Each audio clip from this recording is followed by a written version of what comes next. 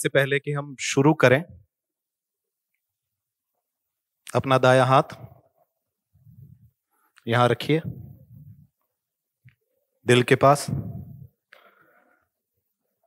और महसूस कीजिए जीवन के इस गीत को और इसके साथ महसूस कीजिए आती और जाती हुई सांस को। सांस बाहर जा रही है, अनलर्न हो रहा है, सांस अंदर आ रही है, रीलर्निंग हो रहा है, जिंदगी चलती जा रही है। नमस्कार दोस्तों, मैं अयोध्या प्रसाद गौड़ आज एक लेखक के रूप में आपके सामने हूं। कठोपनिषद का एक सूत्र है, उत्तिष्ठत जाग्रत प्राप्यवरानि बोधत, और विवेकानंद जी को उद्धत करते हुए इसी सूत्र को कुछ अलग तरीके से कहा जाता है, उठो, जागो और लक्ष्य प्राप्ति तक मत रुको। उठना और जागना दो अलग अलग चीजें, इसीलिए अलग अलग शब्दों में वो आई हैं। जो लोग उठे हुए हैं, क्या वो जागे हुए भी हैं? यही कुछ मेरे साथ था। 8 साल की पत्रकारिता के बाद में कॉर्पोरेट लाइफ के कई साल मैं बिता चुका था और IIM अहमदाबाद का एक सेशन अटेंड करने के लिए मैं वहां गया और वहां एक प्रोफेसर साहब ने एक लेक्चर के दौरान जो हमें सिखाया वो हमारे लिए एक झटका था, लाइक अ वेकअप कॉल कि साहब कुछ गड़बड़ है।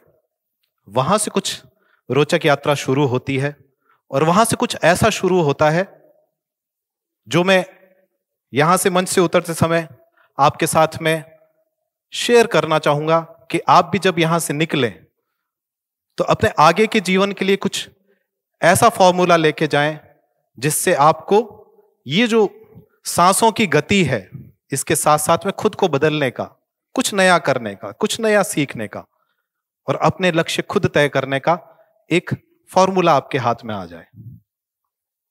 तो ये बात 2015 की है। IIM अहमदाबाद के उस सेशन में परिचय का राउंड शुरू हुआ। प्रोफेसर साहब ने मुझसे पूछा कि आप क्या करते हैं?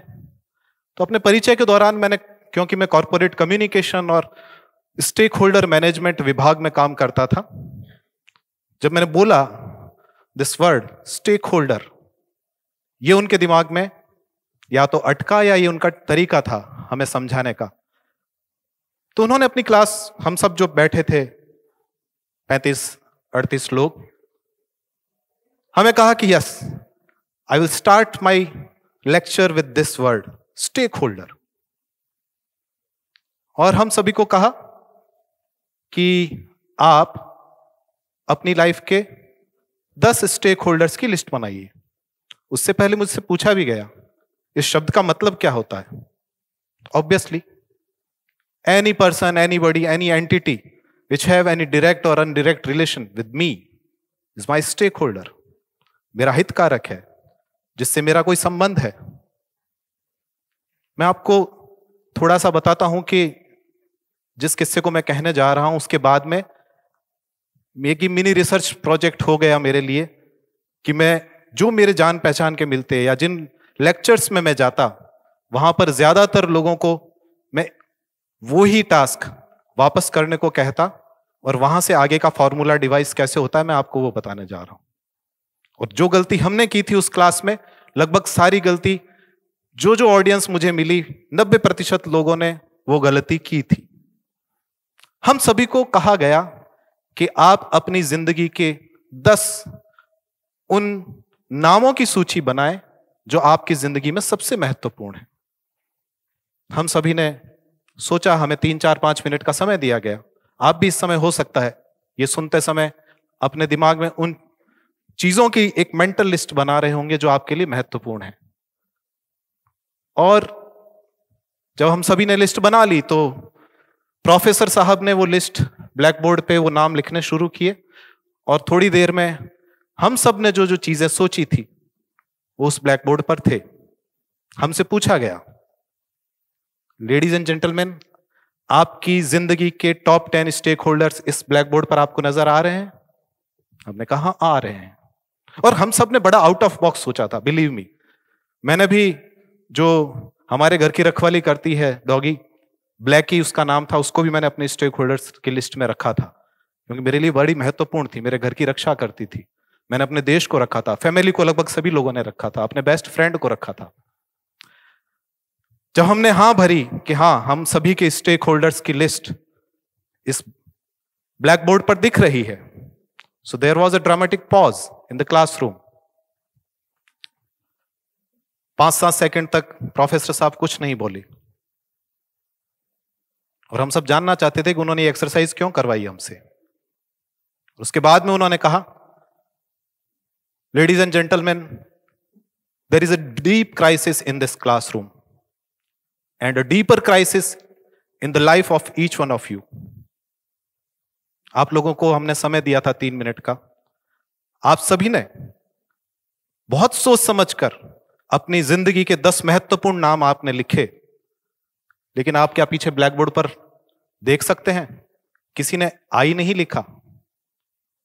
हमने किसी ने, जो 35 लोग थे, किसी ने खुद को उस सूची में शामिल नहीं किया था। प्रोफेसर साहब बड़े मजाकिया थे।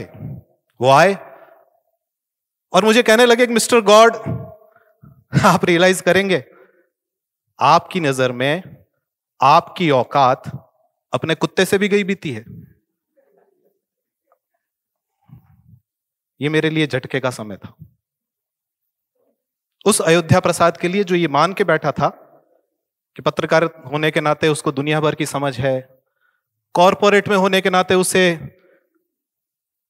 मनी का जो साइकिल होता है, कंपनियां कैसे चलती है, सरकार के रूल कैसे चलते हैं, उसकी भी थोड़ी बहुत समझ है। और वहां मैं IIM अहमदाबाद के उस क्लासरूम में एक मूर्ख की तरह अपने आप पर हंसता हुआ, तुम्हें खुद की समझ नहीं है अभी तक। मुझे वापस पूछा गया, मिस्टर गॉड, आप अपनी परफॉर्मेंस कैसे तय करते हैं? मुझे याद आया, मेरी कंपनी मेरी परफॉर्मेंस क्वार्टरली KPI जो होते हैं उसके अगेंस्ट मैंने क्या अचीव किया उससे तय करती है। मेरा परिवार मेरी परफॉर्मेंस उस चीज से तय करता है कि मैं उनके लिए कितने साधन जुटा पाता हूं, मैं इमोशनली या फिजिकली उनके लिए कितना अवेलेबल रहता हूं। मेरे दोस्त किसी और कारण से मेरी परफॉर्मेंस तय करते हैं। मेरा देश, मेरा समाज, मेरे संबंधी, मेरे यार दोस्त, हर किसी का अपना अपना पैमाना है मेरी परफॉर्मेंस को तय करने का। और मैं कितना गंभीरता से वो नाराज ना हो जाएं, मैं उनके अपेक्षाओं और आकांक्षाओं पे कहीं फेल ना हो जाऊं, इनको सोचते हुए मैं अपनी जिंदगी को आगे बढ़ा रहा था। उस दिन के बाद में जितने लोगों से मैंने पूछा, मुझे खुशी भी होती थी कि मेरा जो आकलन है वो सही जा रहा है, कि हम सब अपने आप को भूले बैठे हैं। लेकिन दुख भी होता था कि ये उठो और जागो के बीच का जो फासला है अभी तक इतना बड़ा क्यों है। हम सब उठे हुए हैं लेकिन खुद के लिए जागे हुए क्यों नहीं है। उस दिन के बाद में जो फॉर्मूला मैं आपको देना चाहता हूं, 9 पॉइंट फॉर्मूला, उसका इजाद हुआ। मैं आप सभी से जो चीज मैंने ट्राई करके अपने आप को बदलना शुरू किया, उस दिन हमने तय किया कि नहीं, मेरे खुद के लिए भी कुछ KPI होंगे। मैं खुद भी तय करूंगा कि आज से 2 साल बाद, आज से 5 साल बाद, और जब मैं 60 या 70 साल का हो जाऊंगा तब मैं अपने आप को कैसा देखना चाहता हूं। इस चीज को 3 हिस्सों में डिवाइड करते हैं, बॉडी, माइंड, सोल। आपका शरीर, आपकी बुद्धि और आपका मन, आपकी आत्मा। हमें भी कहा गया था, उन प्रोफेसर साहब ने कहा, आप अपनी बॉडी के लिए 3 KPI तय करो, शॉर्ट टर्म, मिड टर्म और लॉन्ग टर्म। यानी आप अपने शरीर को चलाए रखने के लिए कौन कौन सी चीजें खुद से प्रॉमिस कर रहे हैं। आपका अपने से क्या वादा है। आप सभी से वादे अब तक करते रहे, आज बैठें और लिखें। मैं आपको सिर्फ उदाहरण के लिए बता रहा हूं कि मैंने अपने से शॉर्ट टर्म प्रॉमिस ये किया था कि मैं ब्रेकफास्ट स्किप नहीं करूंगा। उससे पहले मैं घर से जब निकलता था तब मैं बिना खाए पिए निकल जाता था, लेकिन ये ऐसा करके मैं अपने शरीर के साथ में अत्याचार कर रहा था। तो पहला प्रॉमिस ये हुआ। दूसरा प्रॉमिस मैंने ये कहा कि मैं 60 साल का हो जाऊंगा, जो लॉन्ग टर्म प्रॉमिस था, मैं सिगरेट और शराब से दूर रहूंगा। इसी तरीके से अपनी बुद्धि के लिए 3 प्रॉमिस कि आप 2 साल में क्या करना चाहते हैं, 5 साल में क्या करना चाहते हैं, और जब आप 60 या 70 साल के हो जाएंगे तब तक क्या करेंगे। और इसी तरीके से अपने मन के लिए प्रॉमिस। मैं सिर्फ आपको एक हिंट देना चाहता हूं। जब मैं अपने मन के लिए प्रॉमिस की बात कर रहा था, आंख बंद की और मैंने सोचा कौन सी ऐसी एक चीज थी जो मैं करते समय बहुत आनंदित रहता था। और मुझे याद आया कि मैं थिएटर से बहुत जुड़ा हुआ था, लेकिन 14-15 साल हुए, कभी किसी बहाने से कि मैं नौकरी करता हूं मुझे समय नहीं है, कभी किसी और बहाने से मैं उससे दूर जा चुका था। और मैंने बड़े हिचकते हुए लिखा मन के लिए अपने प्रॉमिस में कि मैं अगले 2 साल में एक नाटक, छोटा या बड़ा, मैं करना चाहता हूं। अपनी बात को शॉर्ट करते हुए मैं सिर्फ एक प्रॉमिस का और जिक्र करता हूं। अपनी बुद्धि के लिए मैंने फिर डरते हुए लिखा था कि मैं मरने से पहले एक किताब लिखना चाहता हूं। तब तक मैंने कोई किताब लिखी नहीं थी। चमत्कार उसी दिन से होना शुरू होता है दोस्तों, जिस दिन आप इस 9 पॉइंट फॉर्मूले को फॉलो करते हुए अपने मन, बुद्धि और आत्मा के लिए 3-3 प्रॉमिस खुद से कर लेते हैं। उस प्रॉमिस को करने के लगभग 7 या 8 साल बाद आज मेरी 5 पुस्तकें प्रकाशित हो चुकी है। उस प्रॉमिस को करने के सिर्फ 1 साल बाद में मैंने अंधा युग नाटक कर लिया। जिन जिन दोस्तों के साथ में मैंने इस 9 पॉइंट फार्मूला को आगे बढ़ाया, उनमें से कोई दुनिया की यात्रा के अपने प्रॉमिस को पूरा कर चुका है, कोई अपने बुटीक खोलने के प्रॉमिस को पूरा कर चुके हैं। और आज यहां से विदा लेते हुए मैं आप सभी से यह वादा लेना चाहता हूं कि सभी के लिए आपने कुछ न कुछ प्रॉमिस तय कर रखे हैं। आज वक्त है कि इसी समय खुद से कुछ प्रॉमिस कीजिए और उन्हें आगे बढ़ाइए। यही तरीका है अनलर्न और रीलर्न का। Thank you.